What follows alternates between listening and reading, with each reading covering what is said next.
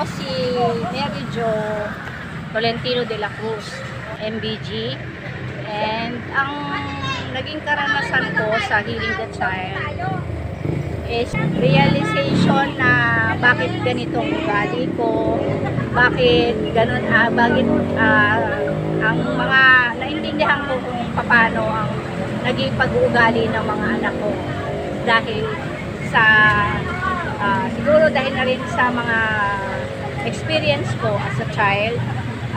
Nakita nila sa akin kung paano maging independent, paano hindi maging medyo emotional sa mga experiences na kinakaharap. Paano mo siya ngayon nagagamit personally?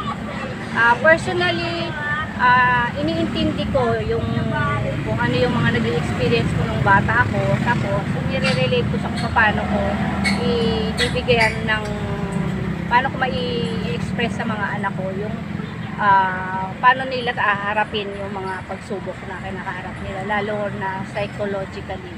Kasi pareho silang may experience na ano. Pero masaya ako dahil kahit hindi nila nasasabi sa akin, sa sarili nila, pusa nila na hinaharap yung problema nila.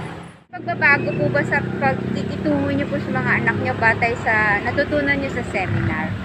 Malaki kasi na-realize ko kung bakit naging paano naging yung pag-uugali ko sa paglaki ko. Yung mga pangit, hindi ko na hindi ko na ginagawa sa mga anak ko. Tapos sinasabi ko rin sa kanila yung magaganda na lang, na yun na lang yung nila i-apply nila. Pagdating naman po sa issue ng mental health sa mga nagsusuicide, ano po ang masasabi nyo or anong pananaw mo po tungkol sa ganung mga klaseng pangyayari? Sa mga nagsusuicide, ang akin lang is nangihinayang ako. Kasi kung meron lang kahit isa na makikinig sa mga problema ninyo o mapagsasabihan nyo, sigurado ko hindi nyo gawiin ang buhay niyo.